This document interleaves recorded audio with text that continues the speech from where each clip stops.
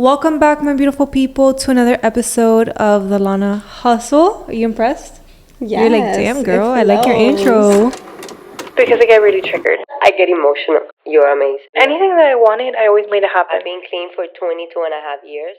Welcome to the Lana Hustle podcast, Where I talk all things business, related, motherhood, and just, girl talk. Because I'm here to help you elevate, and I'm here to empower women, especially in this life. And I believe that you can do it. So here I am, using my voice and spreading that positivity that we truly need, especially in times like these.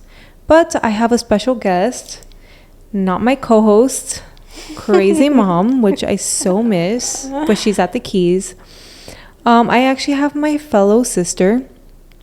Her name is Adriana, but I call her Baby. My therapist gets mad because... I know. Hold on, Olivia's calling me. Hold on, I cannot not answer. I just love being a mom. And my kids, I just look at them and I'm like... I'm so grateful for them. Like, they're like these little beings and they chose me as their mommy. And I would have another one, but then I need a live-in nanny. And I need to make sure that that baby's like not oversized, because Adriano was... My son was 9.5 pounds. No one knew that he was 9.5 pounds, because I would go into the doctor's office. They'd be like, oh my God, I love your hair. I see you on Instagram. Where do you get your fits? Like, who does your hair? And like, they forgot to measure the baby because they got distracted. But it's okay. You know what? If they probably would have measured the baby, they would have sent me and scheduled me for a C-section. And that's what I clearly didn't want. So I believe everything happens for a reason. But anyways, introducing my sister Baby at browbaby.miami. She does all things brows, microblading, brow shaping, brow lamination, tinting. Basically, like the reconstruction of your whole entire face besides your lashes. Okay? It really does feel like that sometimes. No, it is that. Not sometimes. No, not it really feels. It is that. Brows and lashes are a necessity, even though it's a want. In my eyes, it's a necessity. And why? Why is that? Because it ties your whole face together. And I think the real reason is, I think a big part of our success is the way we show up. And I feel like that translates to people. So like when you take time and effort to get yourself ready, it kind of shows your client, the world, hey, I put in the effort to show up today. And a lot of people respect that and will reciprocate that. Yeah. And you just feel better. And it's not always about looking good, but when you feel good, you want to look good. And when you look good, you feel good. Yeah. Right? And it's just like you're doing something for yourself today. You're grooming yourself. You're taking care of yourself. And when you take care of you, you can take care of the outer world better. But anyways, let's get into your story. I actually want to get into that a little bit before, because I think it's important to talk about. I'm also a mom. I have a toddler, a 15-month-old. And sometimes you need that reminder. I was listening to a podcast and it was like, the best way you can take care of others is by taking care of yourself. And although talking to the mic, although sometimes we know that, like, it's nice to hear. Like, take those moments that you feel selfish. Take that hour in the morning to get ready. Wake up a little bit earlier. Sometimes I wake up before the baby gets up and I'll get ready literally at 7 a.m. even though I don't work till almost 11, just so I can have that uninterrupted hour to myself. So very important. I've been like that since elementary school. Okay, but having kids, it's harder. Like, let's talk about that. I mean, yeah, me too. I have kids, but I don't know. Turn something on for them. Give them food. Do your makeup like in the kitchen. If you have to, you can make it work. Don't make your kids an excuse. Yes. There might be a few obstacles. Might take you a little bit longer But you, again, like she was saying, like you can wake up a little bit before or arrange the time, like have them on a schedule. If you know that they eat breakfast from 9 to 9:30, routine is sitting your best down friend. That's your time to get ready. Yeah. Structure. And I'm not gonna lie, before having a kid, a lot of people made it seem a lot like something that I hate to do, and I don't do it to other people. Just wait till you have kids. Just wait. Then all this. And I feel like having a baby definitely showed me that I can accomplish a lot more and use my time a lot more useful. But I'm not gonna lie, he's 15 months, and recently I was like, damn, this is hard. And the first year I think was easier for me, and I think that's like life. You're gonna have seasons, especially with kids, and sometimes things will be easier. Right now, like I'm in that struggle where it's hard chasing after them. Yeah, where it's like you can't leave them not even for a minute because they're sticking their fingers in outlets. They're climbing on a glass table. Like that's the reality of it. It's not as scary as like a lot of people make it seem though, because you just try to do your best. So as long as you have that intention to like do your best and try to be patient. Yeah, that's why. And especially like when women give birth, I let them know, hey, everybody is different. Don't expect. Don't be afraid. Don't be afraid. Whatever's meant to be will happen in that room, and you're safe. You and your baby are safe. Just let it be. Yeah, definitely. So I think we had two very different birthing stories. Alana was like natural. I had to get a C-section. And originally, when I first got pregnant, I was like, oh, well, maybe I'll just like do a C-section. Like, it just seems so much easier because that's like what my mom had. She had 4 C-sections. But then I'm not going to lie. What I realized, I was like, well, like, let me try natural. Doesn't matter what you decide to do. You are going to be nervous. You're going to be a little bit scared of the unknown, especially the first time. But whatever's meant to be will be. And it's going to be okay. You're going to heal. You're going to recover. Your baby's going to be healthy. And we were made to do this. I have PTSD.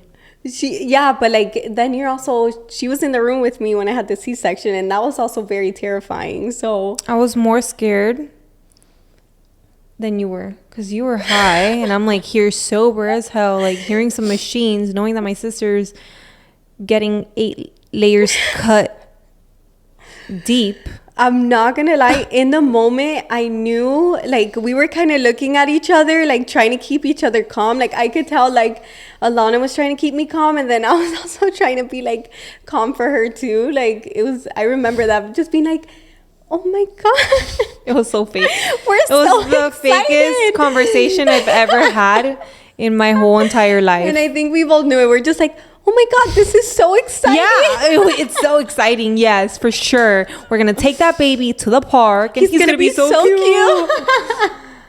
As I'm being like laid open like this, like it's like smells. You don't remember that. Don't worry about it. Like if you're nervous about that, you don't remember it in the moment. I mean, you just do it. You for your just baby, do it because that baby has to come out one way and one way only. So, anyways, enough about birth stories. I know. Let's get into your story and starting brows. And how long has it been since you've started your brow business now? It's been a year and a half.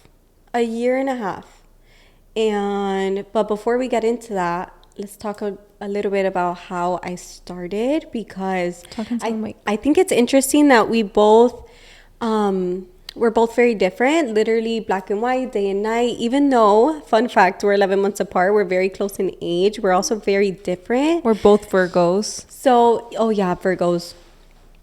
But for anybody watching, I think whether you relate to my sister or you relate to me, like we both ended up doing something very similar and being, considerably successful. So to talk a little bit about that, I was definitely more school oriented. I went to college. My intention was to go into the medical field. I did work as a medical assistant, trying to get some experience for like 2 years. And yes, I did enjoy it. I enjoyed learning. I enjoyed like getting a bunch of skills under my belt. But then 2 years down the road, I was studying to apply to grad school, become a physician assistant. Okay, so while I was in the middle of applying to grad school, I ended up getting pregnant. And I always knew I was living in Wyoming at the time, which is another story. I was like, if I ever get pregnant, I'm going to come back home because I need my family for support. So I ended up moving back and I started applying to jobs doing the same thing, but more in aesthetic medical practices like dermatology, because that was my passion. Regardless of what I was going to do, I knew beauty was like my thing. And I think that's something that's very true within our family. Just our mom being a makeup artist, Alana doing lashes, hair, like we were always into it.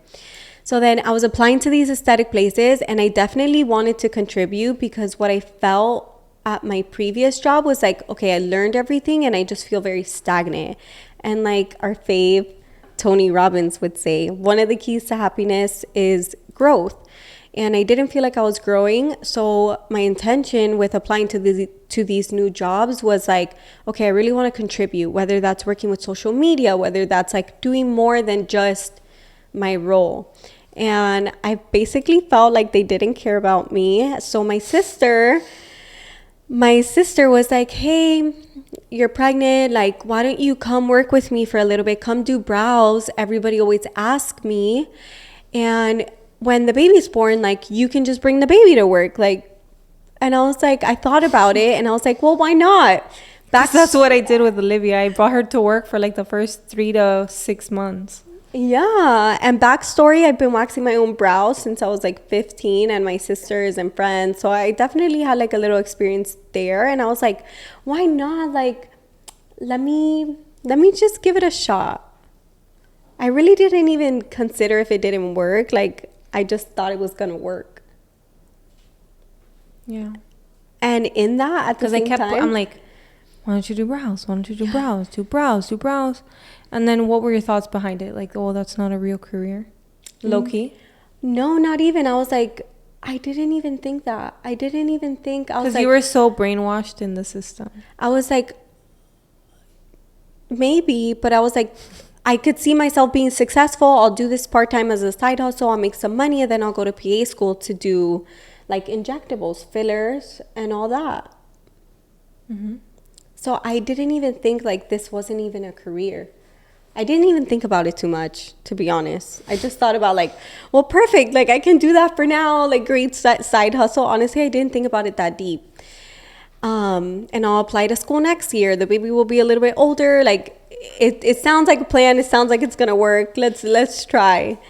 And so I started in January of 2022. One thing, I definitely underestimated the beginning of the process. Right? I think it's important to have that end goal, like where you want to be. But I kind of underestimated the beginning. Why? Because you thought you were just going to get booked because, I thought I was going to be booked. Yeah. Like my sister will give me all her clients. Like it's perfect. But at the end of the day, people need to trust you. And they're a lot more hesitant to trust you with their brows over their lashes. I'm sure anybody can relate to that. Right? I guess. Like lashes you can just remove. If everybody has like a brow horror story where somebody waxed off their brow and it never grew back the same. So anyways, I started in January and it was tough. I was 7-8 months pregnant. I gave birth in March. In the beginning, like I said, I underestimated the work. So one thing about Alana, she was a great mentor. Oh, look at that. She would tell me, like, anytime I complained, she would just be like, post on social media. She's not going to tell you how. She's not going to hold your hand. Because I feel like you just kind of need to figure that out. Because in business, you're going to come across a lot of things that you don't know. And that's fine. But you need to act and take that next step and figure it out. So she would tell me. I literally have a video of like post or something like that. I remember. I don't know. Hey Lana, I can't get clients. Have you posted on social media today? Oh, okay, I'll be right back. go make that post. That was literally me. That was literally And me. that was like my only response to you. Like, did you I'm not going to tell her to go knock on doors, go drop off like or exactly business cards here and there. Like, no, you can do that with your phone. Very true. If you don't like social media, then don't complain about not having clients. I'm sorry. If I don't have to be on social media, I wouldn't be on social media. I'd be spending time with my kids. But guess what? Until you can outsource that work, you have to do it yourself. Yeah, definitely. So, continue my brow journey. Posted on social media every single day, and I'm not being dramatic when I would post every single day, sometimes twice a day, and 10 to 15 times on my story. Did I always know what to post? No. Did I feel like I had it all figured out? No. Sometimes I would just, get on my story and just show face, like talk about anything, find something to talk about, like something relatable, not even having to do with brows. I did that and gave birth in March, went back to work literally 2 weeks postpartum. I'll never forget, and I love to share this story because it's one that sticks to me. I remember like maybe it was 2.5 weeks postpartum, Alana calls me and she's like, hey, what are you doing? I was like, oh, not much at the house. Like the baby's napping. Like, I don't know, like trying to just feel like myself, I guess. Not really. Survive. Recover. And she's like, oh, come to the salon. And I have not driven yet at post C-section. And we're not talking about like a 10-minute car ride. This is like 40 minutes to an hour across Miami. And she just like, come. And I was like, oh, well, okay. Like, are you sure? Like, is that okay for me to do? She just, and she said, yeah, what else are you going to do? I was like, okay, well, let me wait till the baby, I'll load him in the car. And then that's what I did. I started getting my routine, driving to work, coming back, learning how to like be out and about with him. I remember she would call me, Alana, the baby is nonstop crying in the car. What do I do? I'm like, well, that's what babies do. They cry. So just continue driving. I don't know what to tell you. And I was like, the baby's crying means that the baby's breathing, so you're good. Keep driving. Literally. And sometimes I would even, during that journey, I would pull over in the middle of like rush hour traffic, like on the side, and like jump in the back seat and like try to feed him a bottle or like try to do something. But it was good. It built character, built strength. Now the baby falls asleep in the car and I feel like totally capable that I could be out and do anything with him. And I think that's because of what I was doing in the beginning. So thank you. Oh, you're welcome. I didn't even know. Like, are you sure it was 2 weeks? 2.5 weeks. 2.5 weeks. I gave birth March 24th and I have post already like April 9th through there, like at the salon. So yeah, I'm sure. Okay. But anyways, fast forward. I would say I became fully booked June, July. I started getting really, really busy. And that is strictly due to the fact of how much I showed up on social media. And just getting new clients. Through word of mouth, posting on social media. More on social media. And in the beginning, don't think I was like an expert. Like I was still honing in on my skills and my craft. But literally just being consistent. And during that time, I didn't even think about like, I try not to dwell on like what wasn't happening for me. And I just woke up and focused on what I had to do. And what is that? What did I have to do? I had to go to work and I had to post on social media and spend 2-3 hours editing one video, right? Use your resources wisely. If you don't have the money to pay somebody, use that time to make money. While you're not booked to create content, get a model, instead of complaining and dwelling and just staying home and scrolling and just eating chips. Yeah. or not knowing how. Like, even if you're not sure what the next step is, just take it, because if Just it's, start walking. if it's not the right step, you'll know that, and it'll get you closer to where you're supposed to be. So just like take action. Definitely. And how, like, what do you think is the hardest part about being a mom and being a business owner? Oh my. I think it helps in the sense where you need a routine, you need to be organized, and you have to like structure your day very accordingly. So you definitely use your time a lot more wisely. But the struggle is definitely The mom guilt? the mom guilt, the balance, like, but then you have to remind yourself, like, what am I doing this all for? It's to be in a better position so that you can show up more presently for them. And that's very real. And show up in a good and energized way and show them and be the example for them. Hey, this is reality. You can do whatever you want to do if you just put your mind to it. You know, it's even just as simple as like working out around your kids. When they see that from such a young age, they just begin to think it's normal, which everyone should be exercising. Moving your body. Moving your body. Let's talk about some tools that we use, because I'm somebody that like, I like lists. I like things that I can actually apply to my life. Mm-hmm. Oh, I have 10 minutes for the accountant.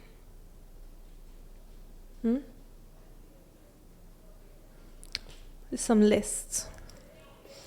I like tools that I can use and apply to my life. So something that we all struggle with is, I guess, that negative self-talk or self-doubt or the spiraling thoughts. So what are some tools that you use, Alana, to kind of help overcome that? Therapy. Therapy. Go to therapy. It definitely unlocks like why you're feeling some type of way. And I'm talking to you too. Go to therapy. Stay consistent with it. Don't be afraid to cry. Don't be afraid to discover your traumas, because whatever you're going through right now is just a trigger. It goes deeper than that. Yeah. So number one, if you don't know where to start, just whatever you're struggling with, Google it or YouTube it. Mindset.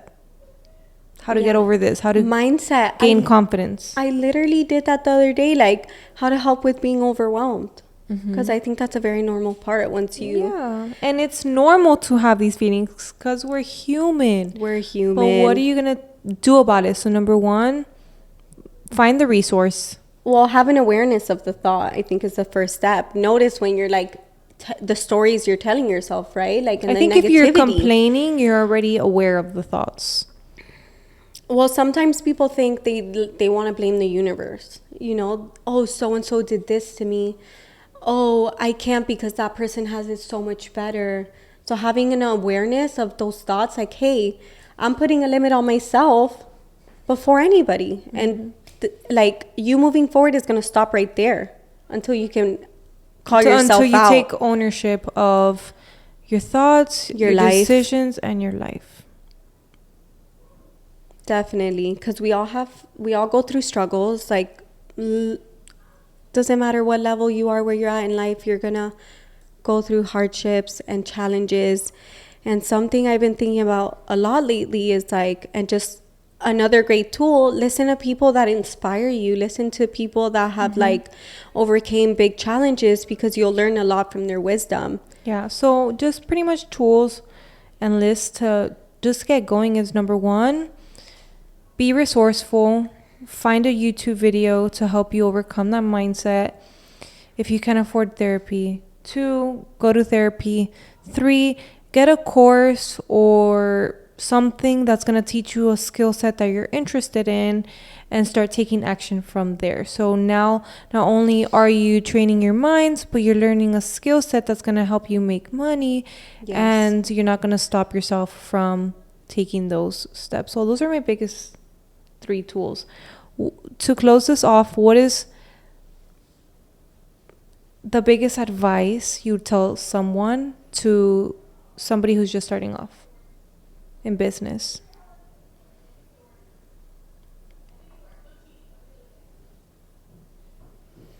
Your biggest advice for somebody starting business? Like, if you had to do this all over again and start from zero, what is the number one thing that you would do? Learn how to overcome your own thoughts, because I think those are the biggest challenges, especially when like that external world isn't meeting where you want to be. Learn how to really overcome the stuff that's happening on the inside, So you can change the outside. And let me tell you something that I always say. If I knew back then where I was going to be now, I think about this all the time. Like, what would my future self tell me right now? What I would tell myself right now, looking back, run fucking harder. Run harder, run faster. Because if you knew what was on the other side of that door, you wouldn't sit here dwelling and complaining and telling yourself why you can't, because you can. It's there. I'm here. Exactly. It's already done for you. It's already done for you. Trust and let go. If you can see it in your brain and you can even think about it, then you can hold it in your heart and hold it in your hand. So true. So true. So, anyways, wrap it up. If you guys love this episode, subscribe, give it a thumbs up, comment down below on what you guys want to see next. And don't forget to follow my sister on all socials. Brow Baby. It's at browbaby.miami on IG. Making sure she knew that. And TikTok. But more IG. And go chat with her there. Go follow her. Go book your services. She does trainings as well. Go start your business. Don't be scared of failing. Just go do it. Just go do the damn Just thing. go do it. Go take action. Think about what would happen if everything did work out for you. I'm excited. I'm excited too. I'm going to work right now. All right. Love you all. Bye. Bye. That was good. Yeah. Yeah.